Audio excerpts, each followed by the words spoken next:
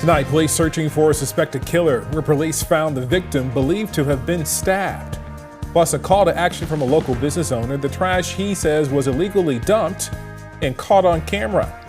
And kids showing their culinary creativity, the 3 Rockford students awarded for their unique chicken sandwiches. Live from WTVO 17, this is Eyewitness News at 5. Good evening, everyone. We welcome you in. Tonight, I'm Wendell Edwards. Mimi is off. Right now at 5, police are searching for a suspected killer. They say stabbed a man earlier today. Officers say around 1 a.m. they found 27-year-old Troy Snyder with stab wounds at an apartment off Auburn. According to the Winnebago County coroner, he was brought to a hospital where he later died. Police have not announced any suspects or arrests, but this case is still under investigation. Tonight, a jury convicts a woman in a 2023 murder. Ariana Hawkins was found guilty on several charges, including first-degree murder. Her trial was last week. She was convicted in Winnebago County Court Friday for killing 29-year-old Floyd Rush. 2 years ago today, officers say they heard gunshots on Evelyn Street and arrived to find Rush on the scene. He later died at a local hospital. Investigators identified Hawkins as a suspect and say she shot him in the torso after an argument over a parking space. She was arrested following a lengthy car chase. Hawkins is scheduled to appear in court next month.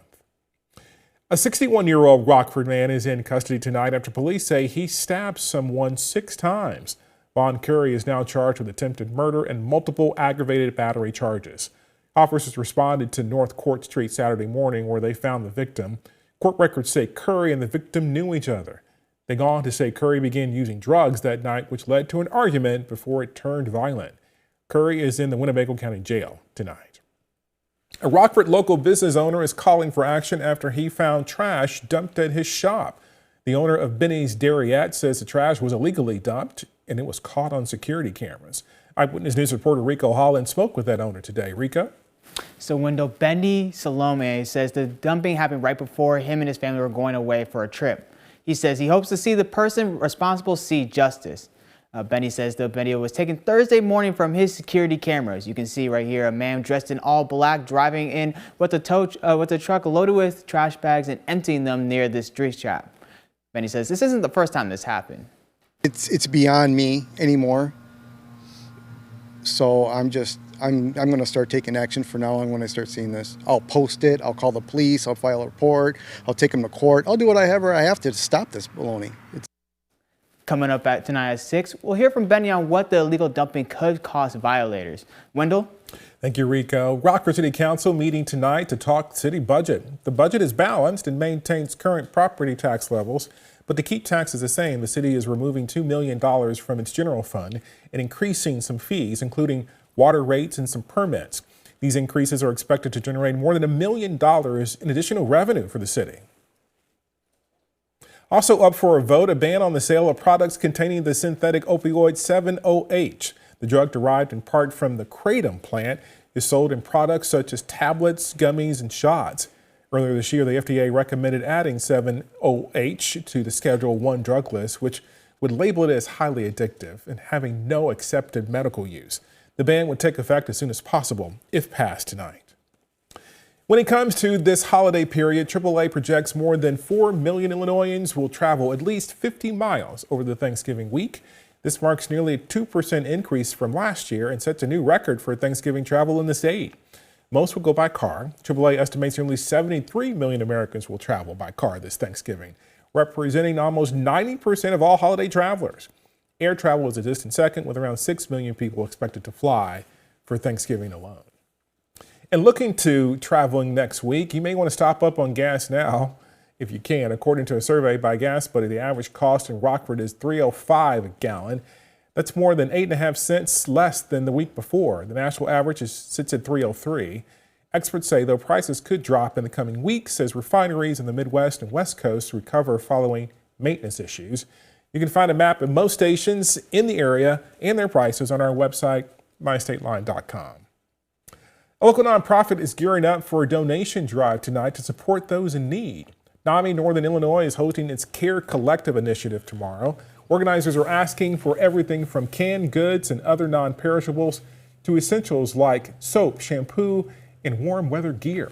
But with the addition of the new items, with winter coming on, it's so important. We're even collecting toilet tissue and paper towels. You know, those are things that SNAP cannot purchase, right? And people might not have enough money to purchase. The donation drop-off is tomorrow from 8 a.m. to 4 p.m. at NAMI's office on North Madison Street in Rockford. It is a drive-through event just to make it as easy as possible. If you can't make it, NAMI says it accepts donations at any time. 3 Rockford students were awarded for their culinary creativity. RPS students across all grade levels were tasked with creating and submitting an idea for a chicken patty sandwich. The winners, second grader Connor at Conklin Academy with the breakfast sandwich featuring pancakes, bacon, and syrup. 7th grader Iker at Flynn with his ultimate super spicy sandwich. And junior Jordan at Auburn High, whose sandwich includes chicken, grilled pineapple, and coleslaw on grilled Texas toast. All 3 will receive a Nintendo Switch system, and the top 3 will be featured on the district's spring menu. Coming up, a major shakeup at the federal level when we come back. Details on the sudden resignation of the acting head of FEMA. And coming up tonight at 6, an estimated 2 million turkeys across the U.S. have bird flu. How this could impact your Thanksgiving feast. Temperatures this morning with a clearing sky got down into the 20s, but we managed to make it back into the mid-40s for this afternoon. Pretty seasonal here over the next couple of days with only just a few rain chances. So I'll time out what we do have coming up in the forecast a little later. You're watching Eyewitness News, your home team, with Mimi Murphy, Wendell Edwards, Sports Director Scott Lever, and Chief Meteorologist Candace King.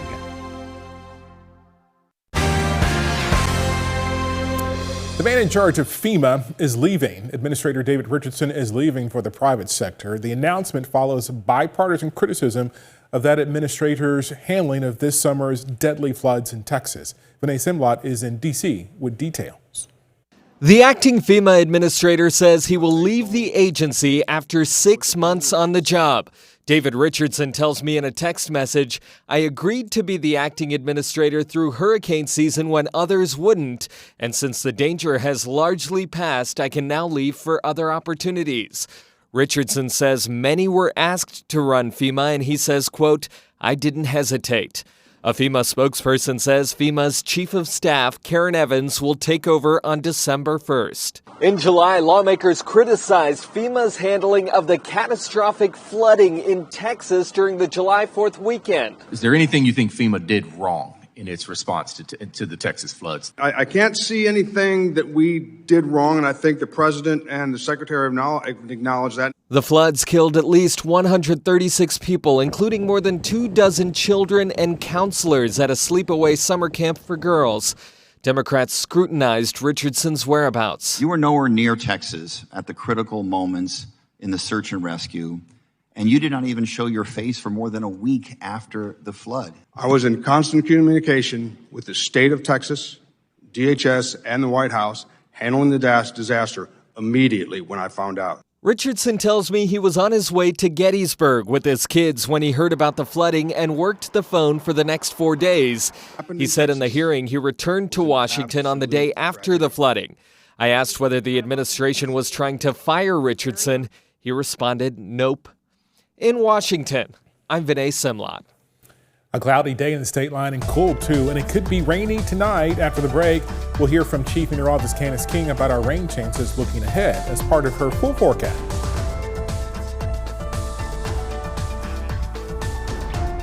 Now, your first warned weather forecast from Chief Meteorologist Candace King. Well, we had just enough clearing out there to allow for a pretty decent sunset not too long ago. You can still see a little light there on the horizon when we look live with our SkyTrack camera on top of the Supply Corps building, and brought to us by Window World over downtown Rockford. Our sky is generally cloudy, which will keep our temperatures from dropping too fast here for tonight. And eventually we'll start to see some rain showers begin to move in. We're 44 currently in Rockford, 43 now in Freeport, down to 39 though in Janesville, so cooling off a bit, and 46 46, that current temperature down in Dixon. Same thing there in Sterling. As we look across the area, our weather watcher Terry in Genoa, 45 degrees this last hour, a fairly calm wind. And the nice thing with today, the winds weren't excessively strong like we have had in the past. 23, that dew point temperature. So we've got some pretty dry air in place. Low 20s for our weather watcher this last hour. Kevin out in Lena, 46, and a light westerly wind at 5 miles per hour. That drier dew point playing a role in what we see showing up on radar compared to what we actually have reaching the ground, which is nothing out there. We've got the dry air, so anything that's trying to move in aloft is just falling through that dry air and it's not making it. We have to wait until we get more moisture that's centered down to our west and southwest as this low pressure system moves closer to us. You can actually see a couple of thunderstorms there just northwest of St. Louis. Any thunderstorm activity through this evening is expected to stay to the south, but we might get a rumble of thunder here as some of those rain showers start to move in. Notice dew points across much of the area, Midwest, Great Lakes. It is really dry, those teens and low 20s, so it's going to take some time. So what can we expect through this evening? Just mostly cloudy skies. So rainfall, I think, will really hold off until we get closer to midnight. There might be a little drizzle that tries to move in about 9-10 o'clock here this evening. And at the initial stages of this precipitation moving in, there could be a little grapple kind of mixed in. So that's that soft ice pellet. That's just initially. It's not expected through the whole entire duration of the event. And notice our temperatures are staying in the 40s and even some upper 30s. So we're above freezing during this time. And the temperatures aloft are above freezing. So any wintry weather, that is going to be up to the north of the state line, north of a line from Monroe to Janesville up to Madison, where maybe an inch or two of snow could fall there in central and northern Wisconsin through tonight and into tomorrow. For us, it's just mostly rain showers, with the bulk of that kind of coming to an end by about 6-7 o'clock. We might still see some drizzle kind of linger, and then a few rumbles of thunder there and some steadier rainfall in central Illinois as low pressure passes to our south. Now we've got some drier air moving in, which is great Tuesday night, but there's still plenty of moisture in the low levels of the atmosphere. So what does that mean for us? Well, I think we get cloud cover that sticks around, and there might even be some pockets of fog that develop, especially Wednesday going into Thursday. Now, Futurecast wants to clear us out a bit going into Thursday morning. I do think we hold on to that moisture a little longer, so our skies will probably start off mostly cloudy, and then we'll start to see a little sunshine there as we head into Thursday afternoon. As far as rainfall totals, what we get here late tonight, very early tomorrow, isn't expected to be much. Most of this around a tenth, maybe up to a quarter of an inch or so coming in. Then we watch our next storm system, area of low pressure developing down to the southwest. Kind of how our jet stream works together will determine whether or not that low stays to the south or whether or not we see that pull further to the north. Over the last day or so, that low pressure system, it's been sinking a little further to the south as high pressure has been taking over a bit more across the Midwest and the Great Lakes. So what does that mean for us for our weather from that Thursday to Friday time frame?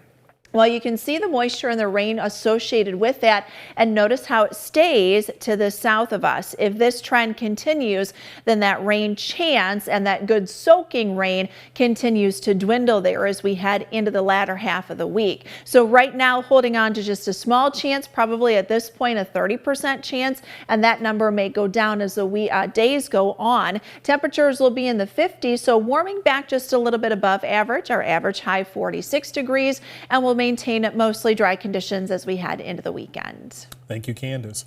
Scott's up next at sports. He'll tell us about a former Nick 10 basketball star who stepped up his game big time at the collegiate level.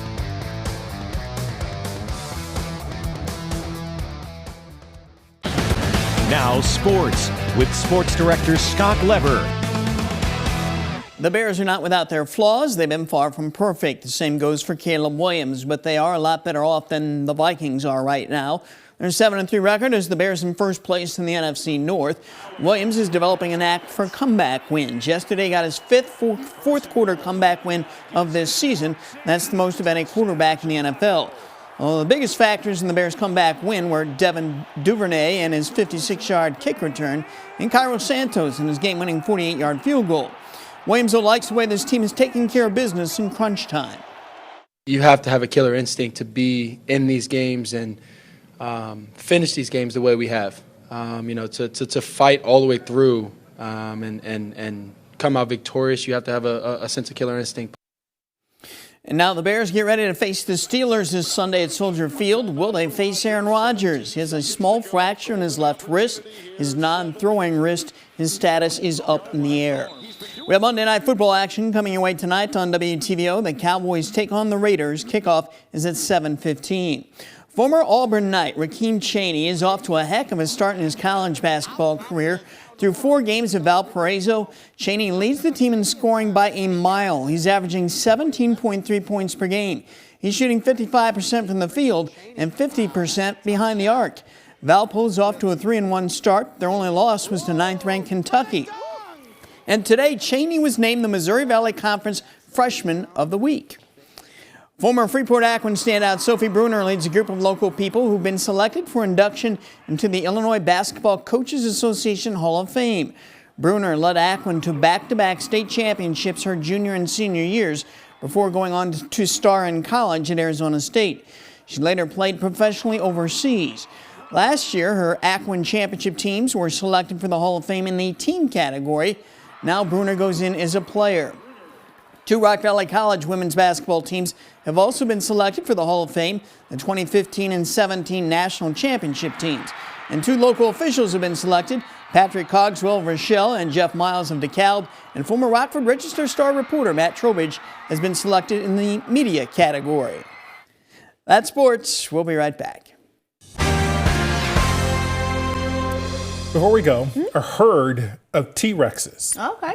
All right. took over a park in Virginia on Sunday. Look, suited in their best inflatable T-Rex costumes, runners of all ages did their best to waddle, sprint, and stomp their way around Dory Park in Henrico County. It was also a chance to donate and support the Richmond Roadrunners Club to support running, walking, and healthy lifestyles. There was no timing, no winners, just laps, some tiny arms, and lots of prehistoric fun. I do have tiny arms. That That's does look funny. like fun, yeah. Yeah, I imagine it's probably a good workout trying to run in that You costume. know, movement is medicine. It is. Any sort of movement you do, whether you're in costume or not. We've got a few showers that'll move in here late tonight. Temperatures warming through the 50s by the end of the week. We'll see you tonight at 6.